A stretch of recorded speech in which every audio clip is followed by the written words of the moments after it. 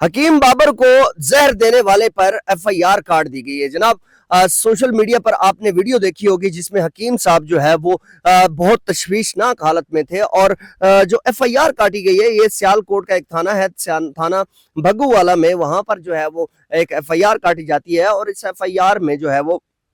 जो दफा लगाए गए हैं वो है 337 का दफा लगाया गया और हमने देखा कि हकीम साहब को जिस तरीके से जहर दिया गया और जो अस्पताल के जो जराए बताते हैं वो ये बताते हैं कि जनाब कि हकीम साहब जो है वो उनके जिस्म से कोई भी जहर का एलिमेंट जो है वो मौजूद नहीं था। ये मुबैना तौर पर यही बताया जा रहा है, लेकिन इस चीज की कंफर्मेशन अभी नहीं है। लेकिन एफआईआर जो है वो मैं आपको बताता हूँ कि एफआईआर में क्या क्या चीज मतन लिखा गया है और ये एफआईआर जो है वो हकीम साहब की मुद्दत में नहीं काटी गई, ये उनकी मुद्दत में काटी गई है जो जिनके पास हकीम साहब वहां पर मौजूद थे। जनाब ये थाना जो है वो बग्गूवाला में है और थाना बग्गूवाला की हदूद में जो है ये जनाब एसएचओ थाना बग्गूवाला जनाब आला गुजारिश है कि कोटली खोखरा का रिहायशी हूँ, मोरखा 29/5/26 को 9 बजे रात हमरा मेरा अफजाल और साकिब भांजे के साथ अपने गांव कोटली खोखरा में सरवर चोट के घर पर मौजूद थे कि अली चौड़ जूस लेकर आया और सफदर उर्फ सक्कू ने इसरार किया कि हकीम साहब सारा जूस पियो। तो सफदर उर्फ सक्कू के इसरार पर सारा जूस पिया गया जिसकी वजह से मेरी हालत खराब हो गई। मुझे सफदर उर्फ सक्कू और अली चौड़ ने जूस में जहर वगैरह डाल कर दिए, जिसके बाद मेरा भांजा साके मुझे टीएचक्यू अस्पताल लेकर आया। जनाबे वाला सफदर और अली चौड़ ने मुझे जहर पिलाकर ज्यादती की है। इनके खिलाफ जो है वो कानूनी कार्रवाई की जाए। मेरे सोशल मीडिया पर मशहूर होने की वजह से हसद वगैरह किया गया मेरे साथ और इसके साथ जो है वो कह रहे हैं कि जनाब मुझे जो है वो इंसाफ मिलना चाहिए। जनाब ये जो है कल हमने सोशल मीडिया पर देखा कि उनको जो है वो बहुत बुरे तरीके से जो है उनकी हालत जो थी वो हमने देखी, वो इंतहाई तफ्शीशनाक हालत थी और मुबैना तौर पर उन्होंने ये कहा कि मुझे सफदर उर्फ सकू ने जो है वो जहर जो है मुझे दिया है और मेरी हालत बहुत ज़्यादा ख़राब है। जनाब एक चीज़ मैं आपको बताता जाऊँ कि ये वो हकीम साहब हैं जिन्होंने जो है वो एक 25 साल एक लड़की से शादी की थी और उसके बाद इनको शोहरत की बुलंदियां जो है वो मिली थी और हमने देखा कि हर बंदा जो है वो इनके साथ इंटरव्यू कंडक्ट कर रहा था और साथ साथ जो है वो सोशल मीडिया पे इनको व्यूज भी पड़ रहे थे और हकीम साहब ने कभी भी संजीदा तरीके से बात किसी से भी नहीं की थी और हमने देखा था कि हकीम साहब जो है वो हर किसी के साथ जो है वो गुफ्तगू ऐसी करते थे कि बच्चों के साथ बच्चे बन जाते थे और हर वक्त मज़ाहिया जो है वो इनके साथ बात की जाती थी। अगर आप इनके कमेंट सेक्शन जाकर पढ़ें तो आपको फील होगा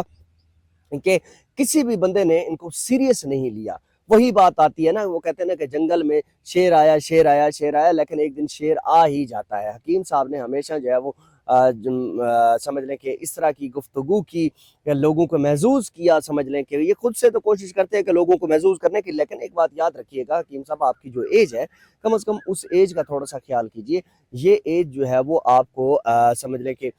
हमेशा संजीदा रहने वाली चाहिए, लेकिन आपने जो है वो बार बार जो है इस तरीके से गुफ्तगू की जिसकी वजह से मामला जो है वो और ज़्यादा ख़राब हुए। और आपको एक बात बताता हूँ कि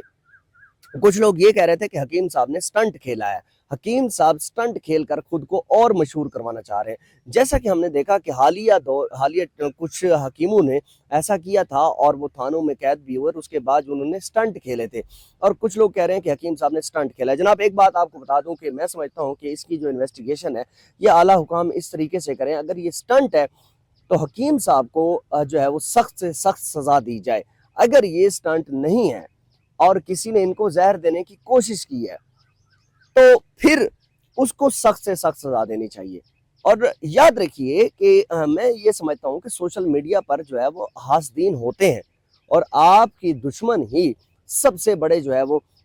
जो आपकी कामयाबी को नहीं देख सकते वही सबसे बड़े आपके दुश्मन है। और सोशल मीडिया तो ये एक तो बहुत बड़ी जो है ये एक लानत ही ऐसी है कि कोई भी बंदा सोशल मीडिया पे मशहूर हो जाता है तो उसके बाद उसके घर को जो है ना चोरी और उनको नुकसान पहुंचाने की कोशिश की जाती है। इसका ये मतलब नहीं है कि किसी सोशल मीडिया इन्फ्लुएंसर ने जाकर उनके घर को जो है डैमेज किया हो, नहीं, सिर्फ क्या है हसद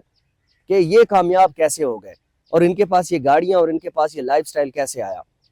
इस वजह से ये मामलात होते हैं। और याद रखिएगा कि मैं एक चीज समझता हूँ कि हकीम साहब जिस तरीके से शोहरत की बुलंदियों पर थे تو حکیم صاحب کو کم از کم اتنا تو دیکھنا چاہیے کہ بھئی میں کہیں پر جا رہا ہوں اور میرے ساتھ نیکسٹ کیا ہوگا، کہ مجھے کوئی زہر بھی دے سکتا ہے، مجھے کھانے میں کوئی ایسی چیز دے سکتا ہے۔ لیکن یہ ایک پیغام بھی ہے ان لوگوں کے لیے جو سوشل میڈیا پر جو ہے، جن کو ہر بندہ جو ہے وہ کہہ دیتا ہے کہ آپ آئیں جی ہمارے پاس دعوت ہے، دعوت طعام ہے، تو وہاں پر وہ چلے جاتے ہیں اور وہ یہ چیزیں نہیں دیکھتے کہ بھئی کیا چیز ہے، بس مال ہے کھائی جاؤ۔ لیکن اب ان کے لیے بھی سبق ہو گیا کہ حکیم صاحب نے ان کو سبق دے دیا کہ جناب آپ نے بھی نہیں جانا کہیں پر، جانا بھی ہے تو کچھ کھانا پینا نہیں ہے، اور اسپیشلی میٹھے میں تو آپ کو پتا ہے پھر معاملات کیسے ہوتے ہیں۔ یاد رکھیے کہ حکیم صاحب کو سٹنٹ کھیلنا چاہیے، یہ میرا اوپینین ہے، شاید آپ کچھ اور سوچ رہے ہوں۔ حکیم صاحب کو اس عمر میں سٹنٹ کھیلنا مجھے نہیں لگتا۔ بینگ جرنلسٹ میں ان کو ایک چیز دیکھتا ہوں کہ اگر وہ اس شادی سے پہلے وہ کم از کم ان کے فیس بک کے اوپر 1.8 ملین جو ہے فالوور تھے، اور انہوں نے کوئی ایسا ملک نہ ہو جو نہ دیکھا ہو، ہر ملک میں وہ گئے ہیں، دیکھتے رہے ہیں، اور ساری چیزیں ان کو جو ہے نا ہر ایک چیز کا پتہ ہے۔ اور حکیم صاحب پہلے سے ہی وائرل تھے، اور سٹنٹ والی بات ہے جو کچھ لوگ کہتے ہیں نا کہ سٹنٹ کھیلا گیا ہے کہ تاکہ جو ہے نا حکیم صاحب اور وائرل ہو جائے اور پھکیاں وغیرہ کی جائیں، اور ایون کہ میں نے یہ بھی سنا ہے مبینہ طور پر کچھ لوگ یہ بھی کہہ رہے ہیں کہ جناب ان کی مسز جو ہیں یہ تھوڑی سی گھنی ٹائپ کی ہیں، میسری ٹائپ کی ہیں، انہوں نے یہ سارا کچھ کروایا ہوگا۔ خدا کے بندو کیا کیا سوچ کے بیٹھے ہوتے ہیں۔ بس ہاں یہ ایک چیز میں آپ کو بتا دوں کہ سوشل میڈیا پر نا کہ کمنٹ کرنے میں سے کوئی حرج نہیں ہے۔ ایک بندہ رضائی میں لیٹا ہوا ہے یا اسی پہ پڑا ہوا ہے، اس نے کمنٹ کر دیا جی کہ حکیم صاحب کی جو ہے نا وہ مسز جو ہے وہ اس طرح کر سکتی ہیں، تو اس سے کوئی حرج نہیں ہے۔ لیکن کم از کم جو امپیکٹ پڑ رہا ہے وہ انتہائی نیگیٹو پڑ رہا ہے پھر۔ تو حکیم صاحب کو جو ہے وہ خود بھی دیکھنا چاہیے، اور میں جہاں تک میرا ایک اوپینین ہے کہ حکیم صاحب کو اپنی فیملی کو، اپنی مسز کو گھر بٹھانا چاہیے، ان کو اس فیلڈ میں نہیں لے کر آنا چاہیے۔ سوشل میڈیا پہ کہیں پہ بھی جاتے ہیں حکیم صاحب خود ہی ساتھ اس کو لے کے چلے جاتے ہیں۔ اور دوسری ایک بات یہ بھی ہے کہ حکیم صاحب اکیلے جائیں تو کوئی منہ ہی نہ لگائے،